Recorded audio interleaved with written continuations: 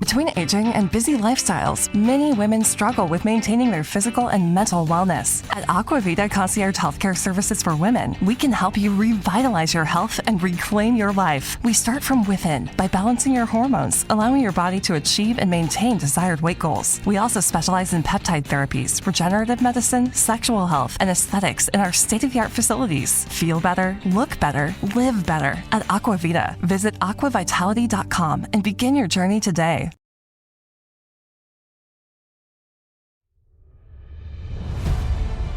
My name is Terry Lynch. I'm with Oregon Ufology. I found myself searching for a passageway one day. And that passageway leads right across the complete section of the Cascades, which I'm sitting in front of at the moment. On top of one peak. I want to make sure that everybody sees the type of things that we find in the process of research for ufology. I have located a couple that's sitting here on the top of Blind Peak. She's facing south. He's facing north. The Middle, Cascadia Guides, alleged production, in conjunction with Alien Strand Films.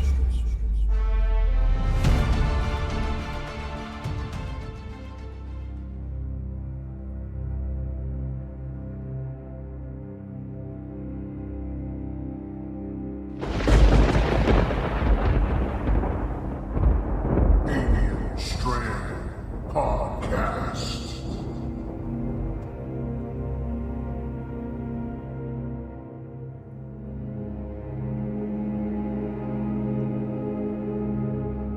Two types that I see. One type is about 3 feet tall, very dark, very ugly, not humanoid at all. The others are very, very tall, very lizard-looking, not pleasant. The creatures that I have seen mostly have been the grays. And when I say tall, I'm not talking 6 feet, I'm talking very tall, like 10 feet tall. Usually about 3 to 4 foot tall. Real big, almond-shaped, black eyes. The face was oval. The being itself couldn't have been more than 3 feet tall. It was sitting cross-legged at the top left-hand corner of my bed.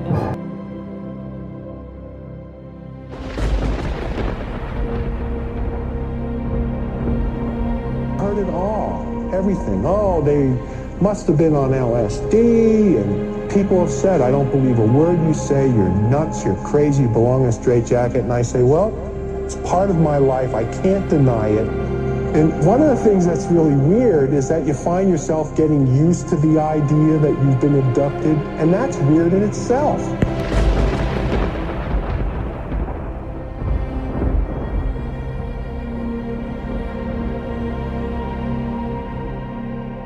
I think what's important is that we have identified some very, very interesting, anomalous type of aircraft. Let's call them aircraft. Things that don't have any obvious flight surfaces, any obvious forms of propulsion, and maneuvering in ways that include extreme maneuverability beyond, I would submit, the healthy G-forces of a human or anything biological. Hypersonic velocities, low observability, positive lift. Again, seemingly defying the laws of aerodynamics.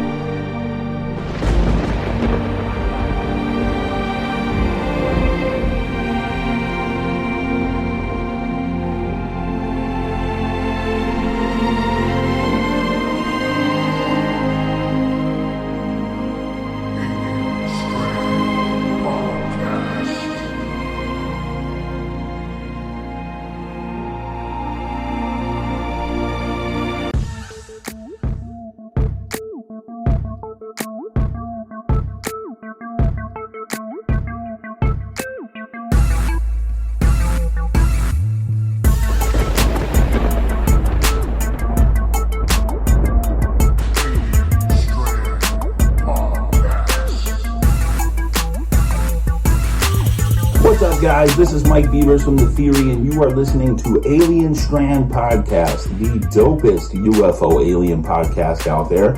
And if you want to find out about me, just go on YouTube and search UFOs over UFO or The Theory with Mike Beavers. Stay tuned, guys.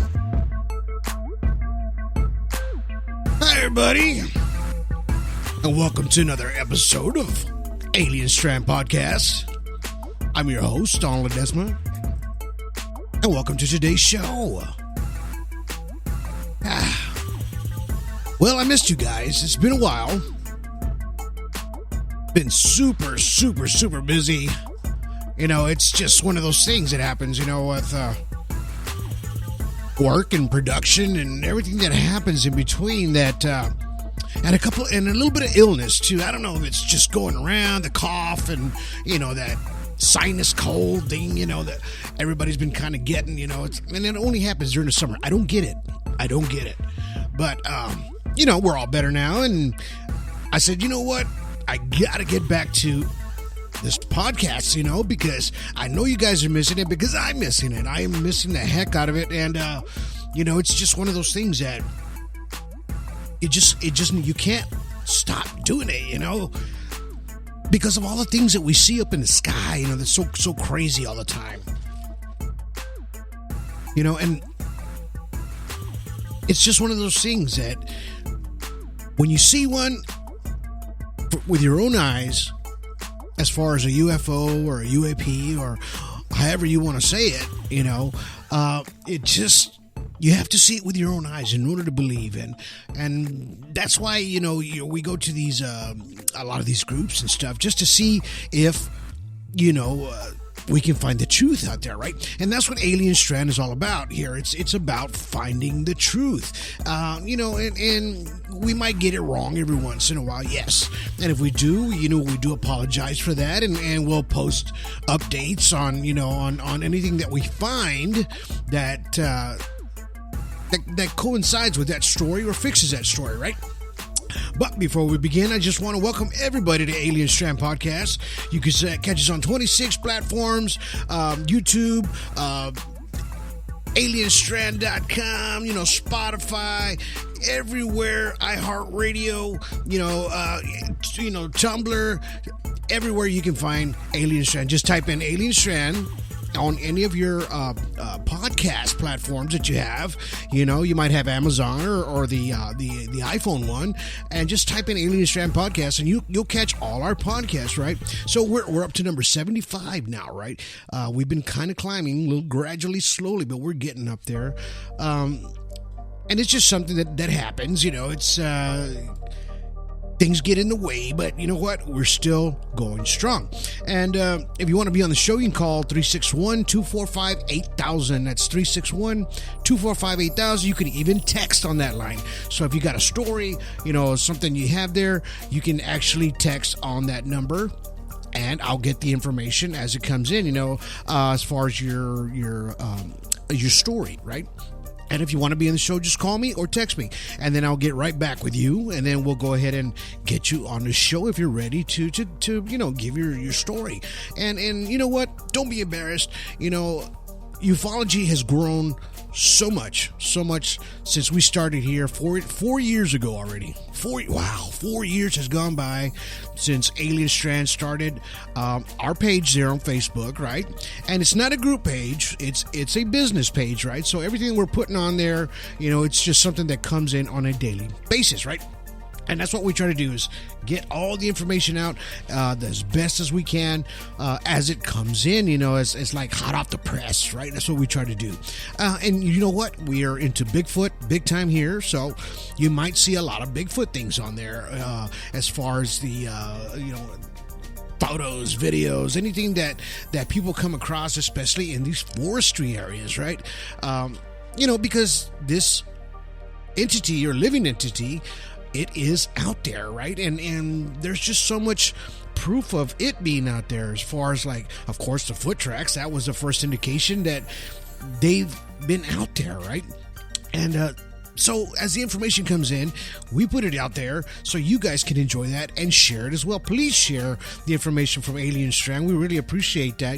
I think we're up to like 10,500 people following. Thank you guys for that. And welcome to ufology, right?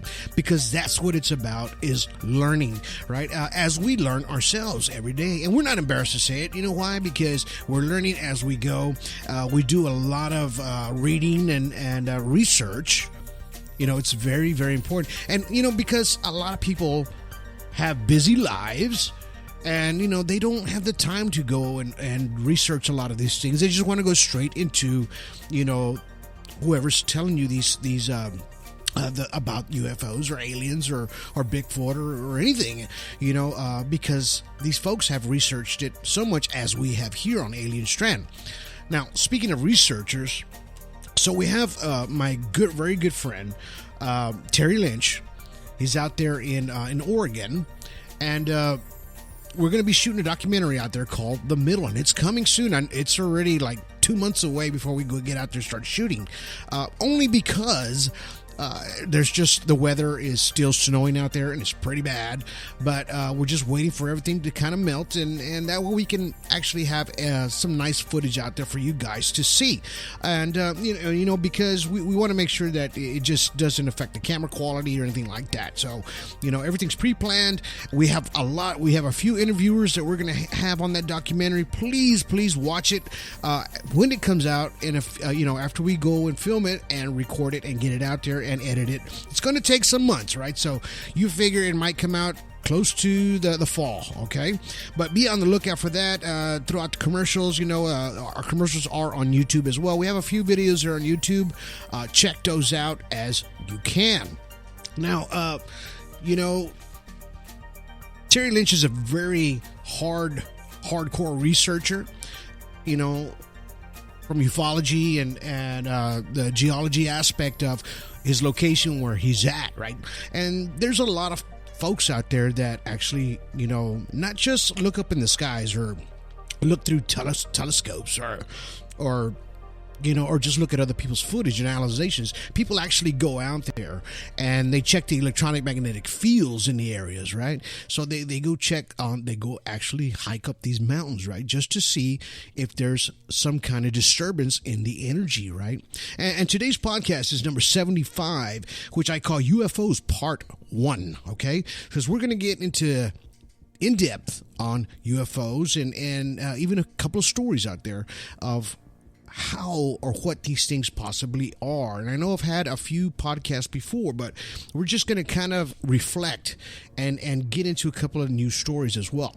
So as I was talking about Terry Lynch, now he's out there actually doing electronic magnetic field tests, with little gadgets, taking some little bit of infrared just to make sure of what the things that are happening there in his area. So it's research, right? And it's research that everybody does, especially when you have a close encounter of the first kind, visuals, second kind, when you see the landing, third kind, really up close and personal, right? So, and these, once you have that, you tend to, you're kind of stuck in it, right? In a sense to where, okay, I saw this. Now let me try to figure this out, right? And that's what happens with a lot of ufologists out there. And, most ufologists that you've talked to or you've seen on the History Channel or whatever, a lot of them have actually seen a UFO or something that is similar to a UFO that they can't explain. So they go into detail trying to figure out what this thing is, where it came from, and why is it here, right? So, and that's what a lot of these folks do out there, as well as Terry Lynch. And that's why it's very important to really pay attention to a lot of these ufologists that are out there that are speaking, or they're on podcasts, or they're even speaking as today, as myself. I'm a ufologist myself because I research a lot of abduction cases, right? To just try to figure out why this happens to folks, you know, and in the process that they go through, and why, right? And I'm always trying to put these puzzles together, and I do that with my research, right? Because that's basically what we're trying to do, is put it all together, right? And you know, it's kind of hard to explain, but as I speak to you today, you know, it's just one of those things that seeing is believing, right? And once you see one in real life, you'll understand when you're watching these videos on, let's say, Facebook, Instagram, anything like that. You'll understand what these crafts are and how they react to people as well, because these crafts are a living entity, right? Just because a living entity is inside one of these controlling it, it's actually a living entity in itself. A lot of these crafts are, right? Even Dr. Greer has said that himself. You know, well, that's why you see these UFOs up in the sky on a lot of these videos. It looks like a blob, and it's changing form, right? And it's changing form again. We've seen these change from an actual craft to looking like an airplane sometimes, you know, because it tends to mimic whatever it sees or whatever it tries to camouflage itself. Of course, now talking about camouflage, we've seen these clouds in the sky sometimes act differently than a standard cloud would do, right? You see these things tumbling or moving faster than other clouds. To me, personally, I believe that these things can cloak themselves in a sense to where we're not seeing it. It's making itself like mist or cloud, because this craft is almost like a living entity, right? It can change its form in a sense.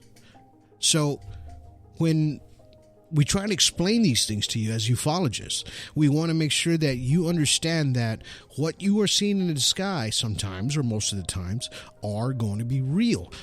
And we do see the CGI parts of what folks are doing online, you know, just to try to throw you off.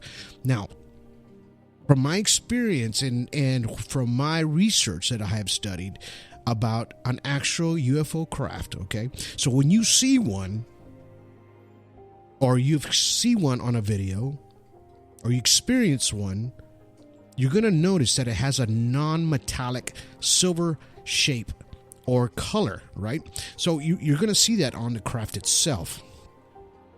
You will find no seams in it. In other words, not like a rivet or something that's like two pieces put together, like welded or anything. You are not going to see any of that on an actual craft. So just remember, when you're watching these things and you're seeing them move in the sky, or you see them up close, or even on a video, look for the seams, because that's how you'll know that it's an actual craft.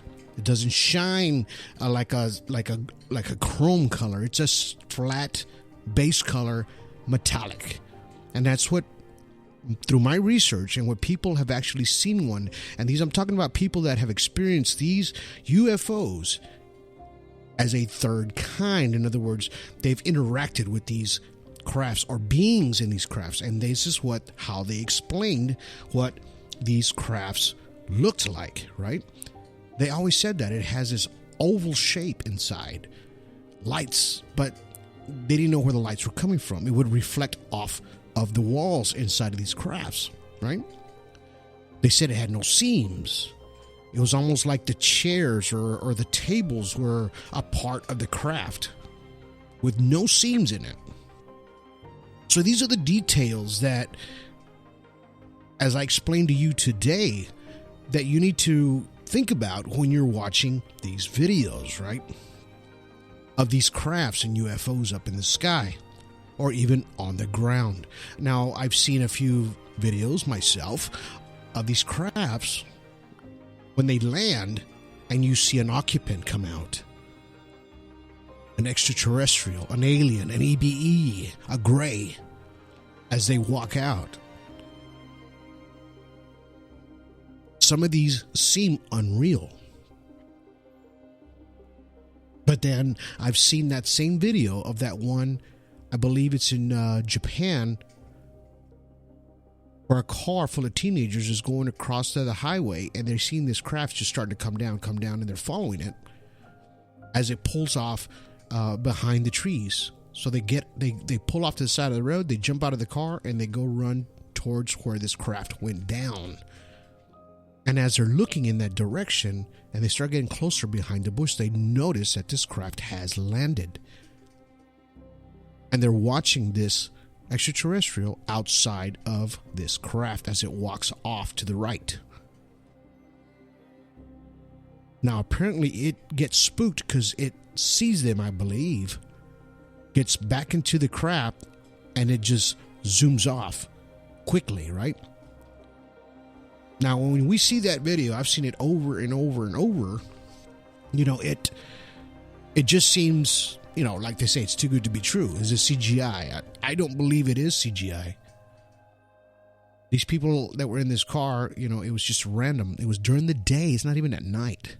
So that's what kind of, you know, gives me that indication that this craft was real, right? And there's a lot of videos out there of these extraterrestrials on the ground. I've seen some that look very fake, okay? We've seen those. But watch the movements. Watch how they move. Watch how these crafts get up and take off. Listen to the sounds on these videos as these crafts go by. Because some of them you will actually hear the swish of the wind. You won't hear this craft. You'll only hear the swish of the wind as it passes over at a top speed, right? So when you're studying these crafts or UFOs or UAPs, you know, unidentified aerial phenomenon, as they call it now, you know, you have to really look in depth of what you're looking at and how you're looking at it.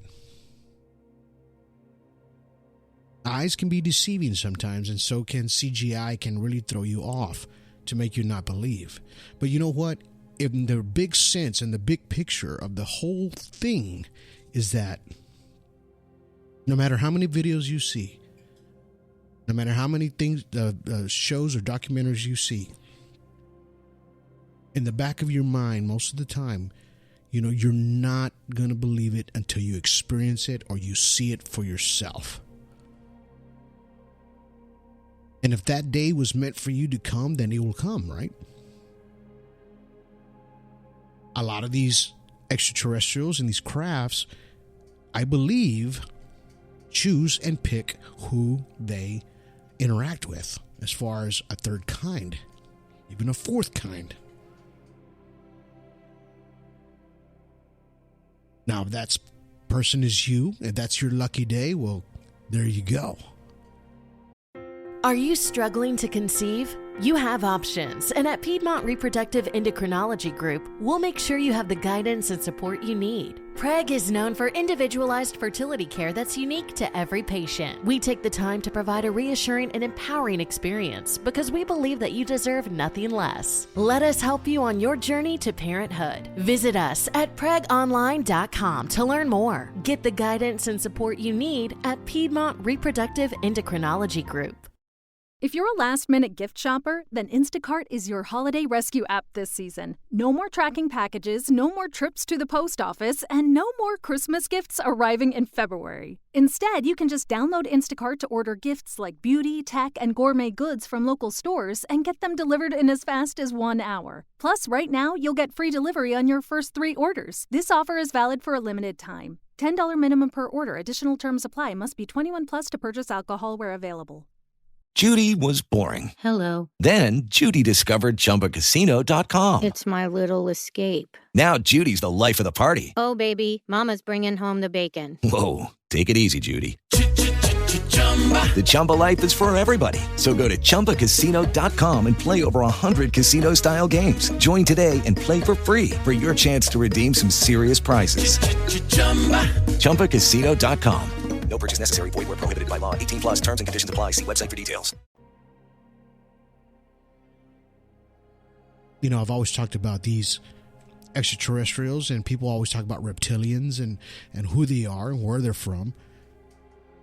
And I've always told you guys in my past podcasts that you never hear stories of reptilians or crafts. Very rare, because those folks don't come back, right? Their agenda of a reptilian craft or being is totally chaotic and destructive, okay? That's their agenda, to take over. That will be your demise if you interact or ever come in contact with anything like that. If you see one or come out of a craft, I don't think that, people make the right decisions at times, to approach these things, because these crafts, a lot of times they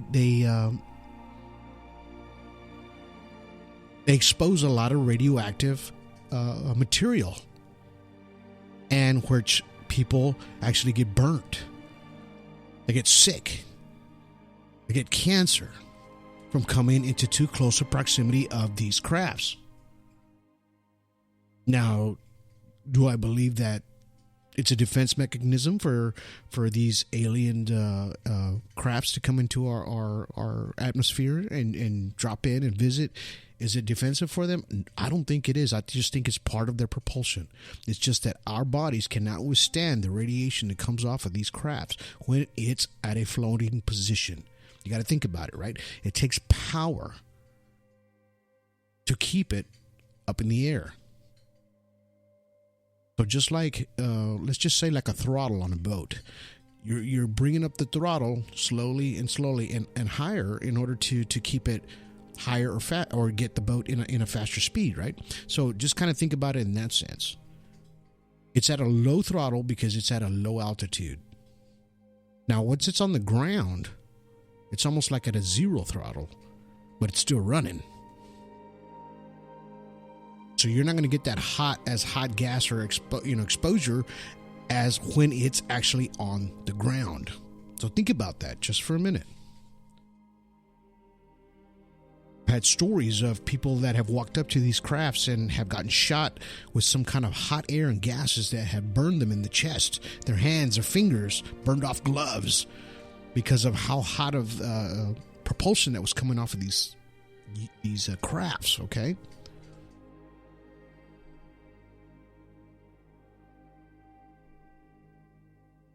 Now, can that radioactive material kill somebody? Can it? Maybe.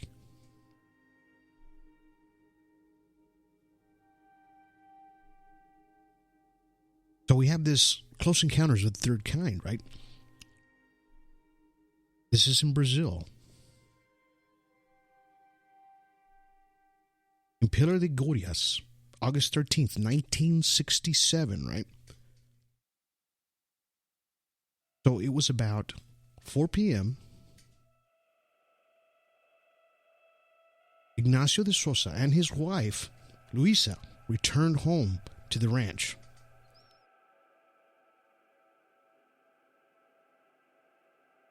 Ignacio was about 41 years old. He worked as a hand on this ranch, right? It was about 150 miles from Brasilia. So this was a large ranch where they were at. And they said it had like a strip, almost, large enough to have a landing strip. This is how big this ranch was. Here, Sosa saw 3 people wearing skin-tight yellow clothes, according to his wife, apparently playing.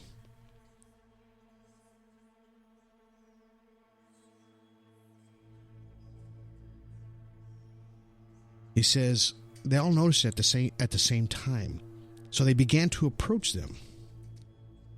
He says then he noticed a strange craft, like an upturned wash basin on the runway. He says, I was frightened.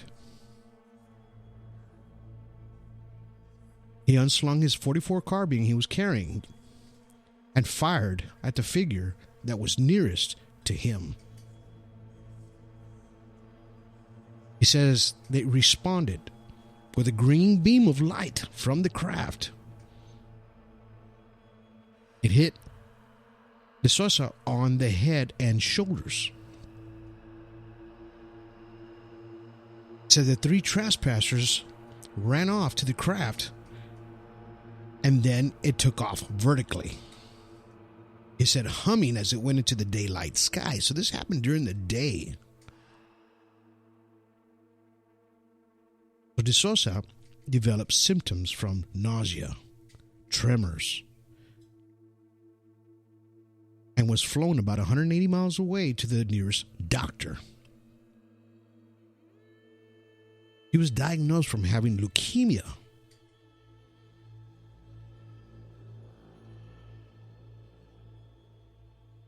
But the doctor dismissed the story of the UFO because they explained to him what he had saw and what this beam of light had did to him.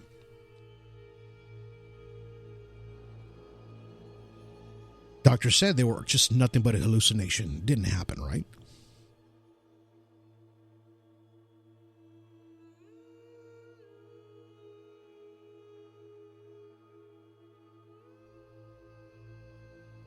So on October 11th, 1967, a few months later, this gentleman dies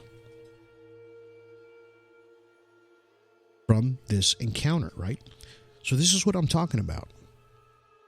Can your exposure to this radioactive material coming off of these crafts hurt you? Yes, they can. Yes, they can.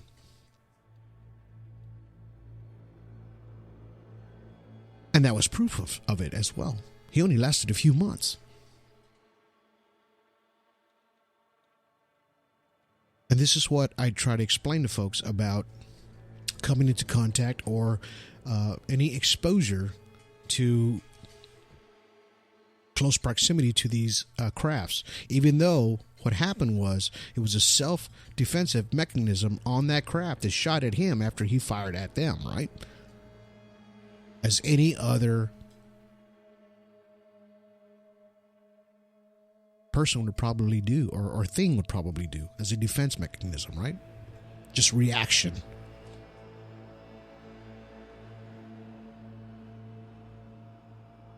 You know, these crafts are full of electronic magnetic fields, right? So when you're looking at them in the sky or a photo of them, you'll see that there's a round circle usually around them that's like it's disrupted, right? You'll see the metallic object. Probably the most of the time what you'll see is an orb. And in the photo, if you really zoom in, if you can with your phone, crop it, zoom it in as close as you can, then you'll see a little, like a halo around this craft. Mostly every real craft that you'll see will have this. And it's an electronic magnetic field, right?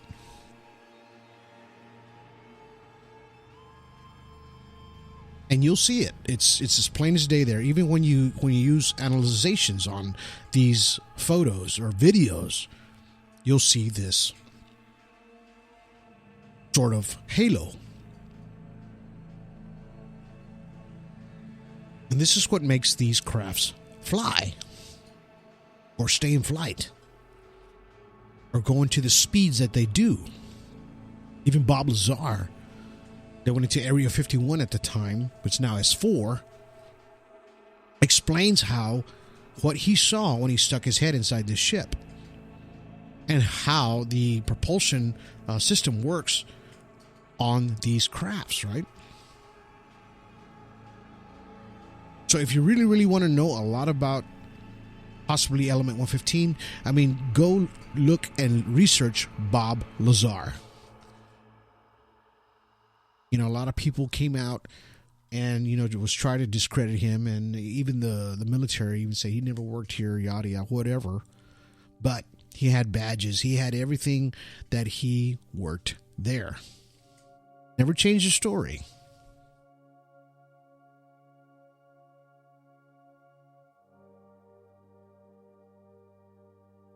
You know, these things not only happen in the States, it happens all over the world, right? There's one in Vietnam, in South Vietnam in 1966. It says about 9:45, Nha Tang was busy, apart from the usual activity on the base. 8 bulldozers, and they were at work. And they were watching an outdoor movie.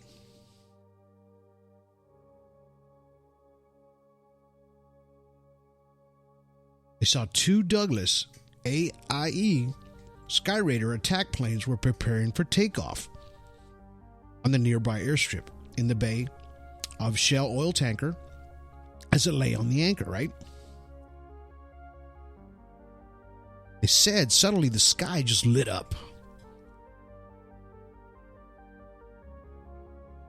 And all their reactions were, was that an enemy flare, right? Because the war was going on at the time. But they said the brilliant light started to move.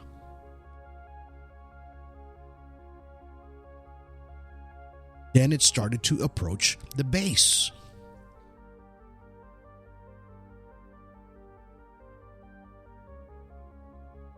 As it came towards them, they said that the speed slowed down as it was coming closer.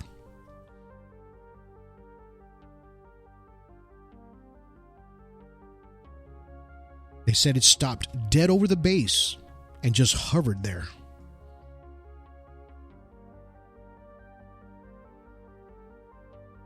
They believe it was hovering between 300 and 500 feet.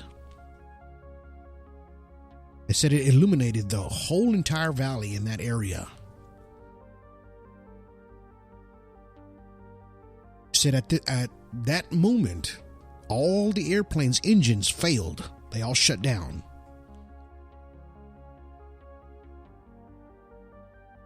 And all the power failed at the base, so everything shut down. As far as lights, generators, everything that was electrical shut off and turned off.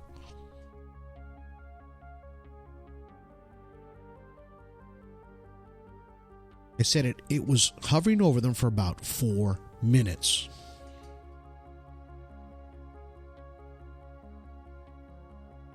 Then they said that the UFO or UAP shot straight up in the sky and disappeared in a flash.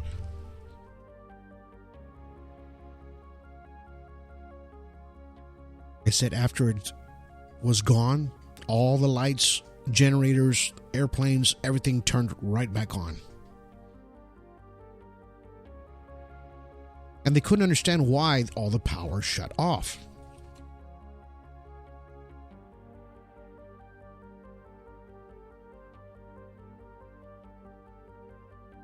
Now, do these crafts underneath pull a lot of energy, or they disrupt that electronic magnetic field to where anything that you have in your hand that's electronic or anything like that shuts off?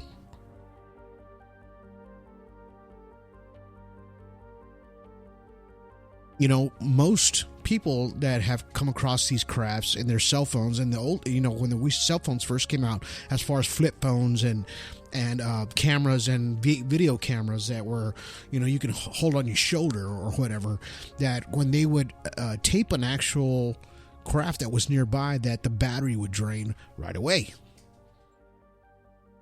A lot of people always ask why they only film for just a short moment.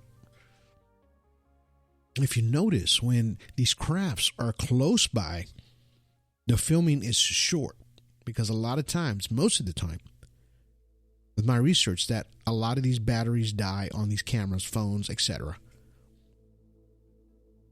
It like literally sucks the power out of it. Now, when you see a UFO in a distance, Long distance, it's not going to happen because it's not that close to you enough to affect any power source that you have or that you're using, right? So its electronic magnetic field is only around the craft to a certain point. So we're talking on this last story was 300 to 500 feet above the base. So that was a large area from the bottom of the ground to the top to the bottom of that craft, right? So you're talking 300 to 500 feet in between. That's a large area for the electronic magnetic field to affect that whole area.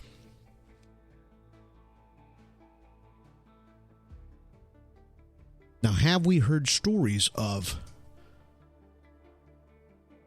these crafts going over these military bases or missile silos, as they call them, and they disrupt a launch, or they disrupt a rocket, let's just say, from launching or going on its course,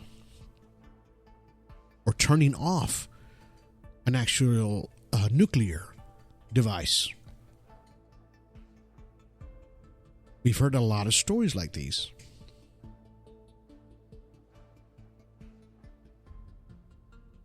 I mean, it's gotten close to where they see one,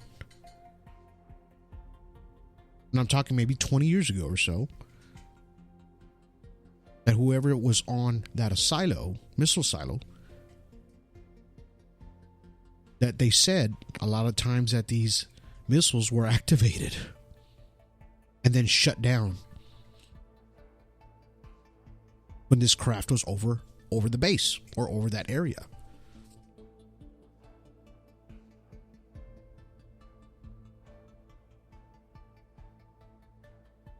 So these are the things that you look for in a UFO, right?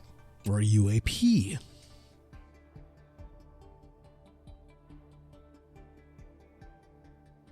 These crafts have a lot of energy.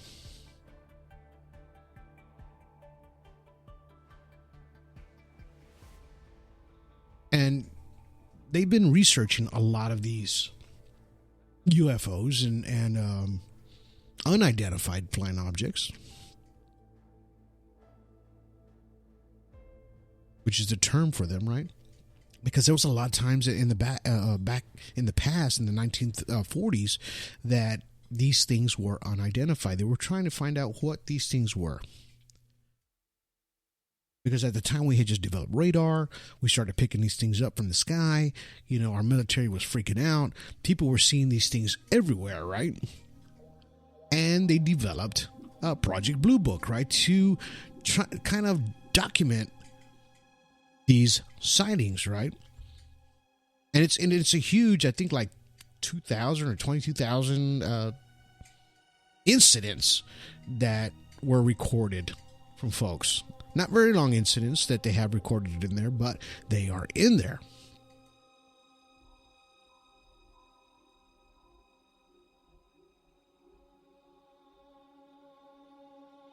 And I'll give you a few. July 3rd, 1947. Harborside, Maine, 2:30 p.m. An astronomer named John Cole, South Brookdale, Maine, watched 10 to 15 seconds while 10 very light objects with two dark forms to their left moved like a swarm of bees to the northwest, and a loud roar was heard. This was 1947.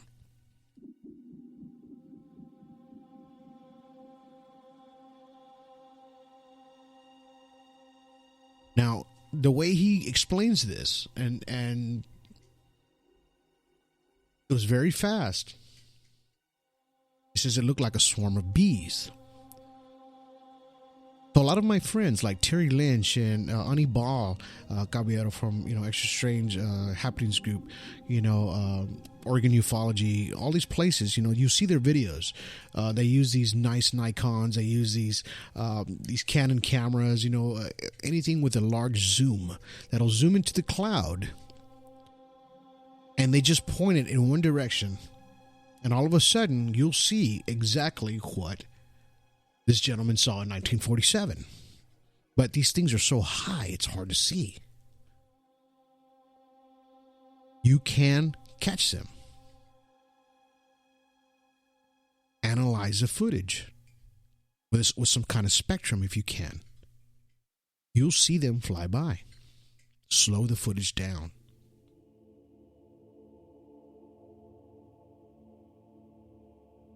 Here's the next day, July 4th, 1947. Over Emmett, Idaho, at 8:17 p.m. Witness, United States Airline Captain E.J. Smith, First Officer Ralph Stevens, Stewardess Marty Morrow. Watched for about 12 to 15 minutes while 4 objects with flat bottoms and rough tops moved at varying speeds, with one high, one to the right of others. So they were watching these crafts fly in formation.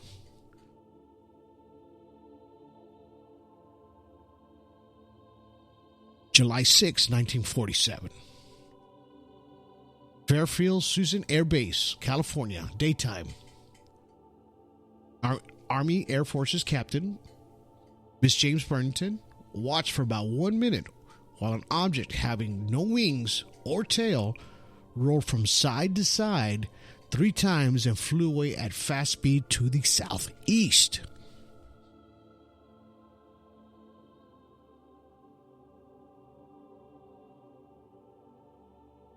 Now they're watching these things that they've never seen before in their lives. This is 1947.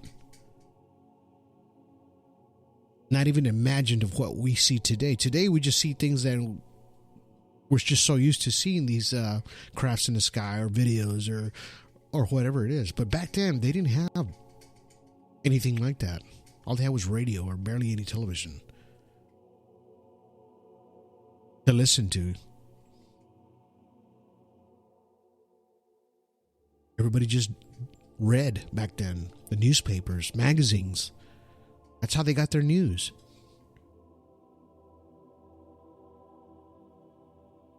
So to see something like that at that date, 1947, is something that's very, very strange and awkward.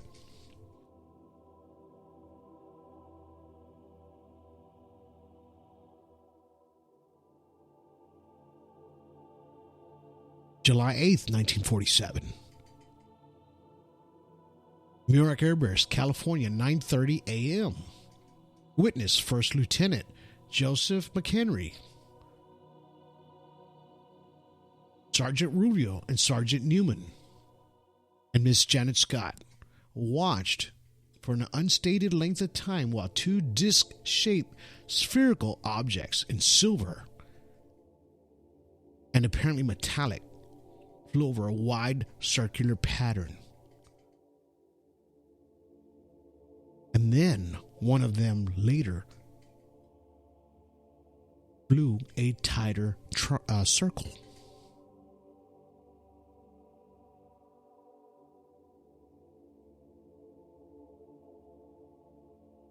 You know, these are the things that were recorded back then. And I'm glad they did that. Gave us a sense of objects or what they were seeing up in the sky.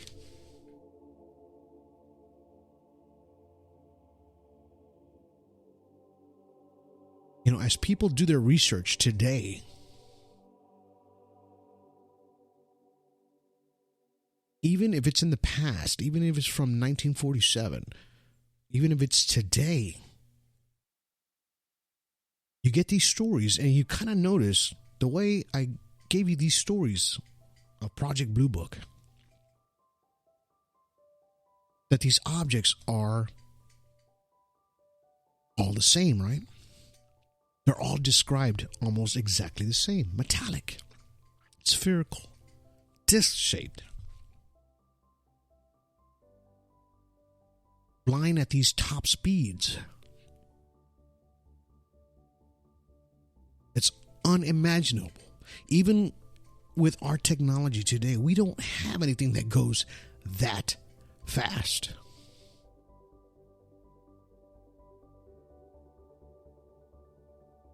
And nobody can explain these things.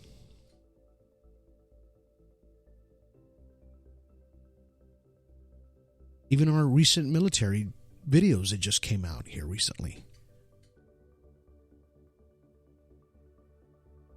You know, the gimbal UFO, they call it the gimbal.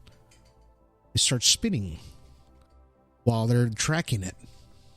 Never seen any kind of flight like that. No tail, no wings, anything like that. It's hot in the middle, but cold in the outside, as you could see the ring around it, right? And this is the electronic magnetic field that I talk about. As it's doing these maneuvers. That's unimaginable to anybody because it has no wings. And where is its propulsion coming from, right? So these videos came out because, somebody spilled the beans, right? They gave this information out there. Too many people saw this not to get out, right? And now more and more every day, we're starting to see a lot more videos of military moments, I'm going to call them, okay? Eminem. To where they're actually caught on these radar scans on these high-tech airplanes now. High-tech radars. Everything that they have now. They can see these things in different spectrums now. They can calculate how fast this craft is moving from point A to point B in an instant, right? So, this information is very valuable to ufologists and ufologists around the world. Because now they can calculate things a little bit better in a scientific aspect of things if you don't believe it in a reality sense of form, right? A lot of people look for the science behind something before they want to talk about it or even acknowledge it, right? Because there's a lot of people out there that, they just want the scientific proof, numbers, mathematical equations of these things are what they actually are. Because everything in life, if you really think about it, is mathematical. I don't care what you do, what you're at, where you're sitting at, your watch, your car, your shoelace, anything that you have, you see around you, a pen, a pencil, anything that's around you was mathematically done in a scale, on a drawing board. Remember that. And that's the science aspect of things as they are in reality.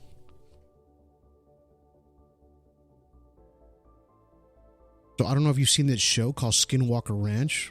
They're not paying me for this, but I love that show because they do the science behind it, behind what's happening there. And I really, really do think that people should watch that show from the very beginning to where they're at now. Because the science is so important behind everything that they're seeing there, because it's starting to change their minds on what they're seeing as far as in a scientific aspect to reality, right? So, and that's what we are and what we do here at Alien Strand. We give you the information as it comes out. And sometimes we give you the science behind it. That's why you hear me read a lot of the science behind it. Because somebody actually put calculations and equations to everything that's there. Because that's the reality of things. So you can understand it in that sense. And we always try to do it in that way. Because it's better for you.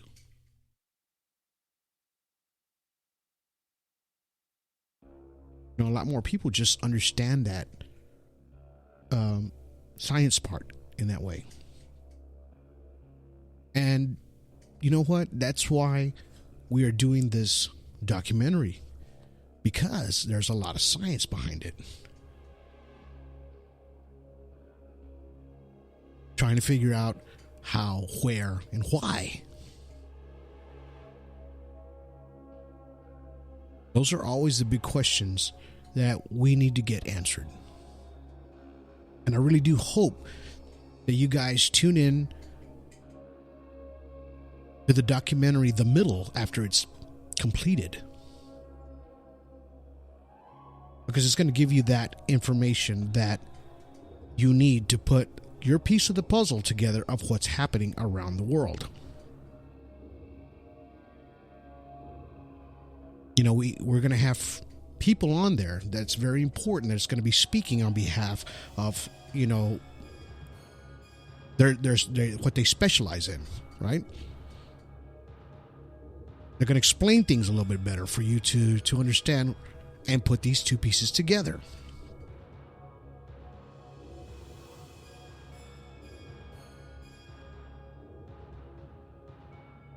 So that's what UFOs are all about in this Part 1 series. You know, and I really hope that you guys enjoyed today's podcast.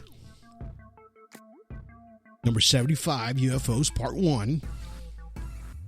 You know, you can catch us on Tumblr, Twitter, Instagram, YouTube, and alienstrand.com. Check us out there. You know, I'd like to thank all of you guys for listening to today's show and just kind of understanding a little bit more about UFOs and what they're about. And I want to thank all my friends out there that like and share Alien Strand. You know, we got Terry Lynch, of course. Arizona Gallegos. Paul Wellburn up there in the UK. Love you, brother. Thank you for that. You know, David Aleph, he's out there too. Florida. Thank you. And everybody that listens to the show and shares it, because this is valuable and valuable information for you, and for you to explain to other people that get interested in it. You know, it's not just about little green man and you're going crazy, because you know what? You're not going crazy. These things are out there. We're just trying to figure out what they are, where they come from, you know, and what they're about. If you want to be on the show, you can catch us on 361-245-8000. Call us there. You can email us at donledz1@gmail.com. That's DONLEDZ 1 at gmail.com. If you want to get any emails out, send me some information. I love to share it with everyone, right? Because that's what Alien Strand is all about. But until then, you know what? I had an amazing time. I'm glad you guys waited for everything for us to come back out with another podcast. Remember, we have 2 more parts to this, so stay tuned. You know what? We love you guys. Keep sharing. 26, 27 platforms. iHeartRadio, Spotify, you know, we're everywhere, you know, so catch us out there, share every episode. You know what? Because the more the information we get out there, the better it is for everyone to understand, right? So until then, you guys have yourselves a good day. Have yourselves a good evening. And have yourselves a good night.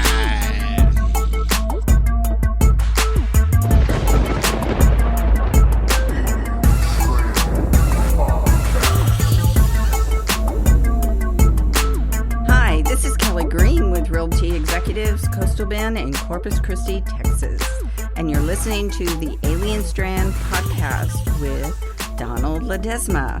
Buying or selling, visit me at kellygreenrealtor.com or visit me on my Facebook page, Kelly Green Realtor. See you there. My name is Terry Lynch. I'm with Oregon Ufology. I found myself searching for a passageway one day. And that passageway leads right across the complete section of the Cascades, which I'm sitting in front of at the moment. On top of one peak. I want to make sure that everybody sees the type of things that we find in the process of research for ufology. I have located a couple that's sitting here on the top of Blind Peak. She's facing south. He's facing north. The Middle, Cascadia Guides, a Let's production, in conjunction with Alien Strand Films.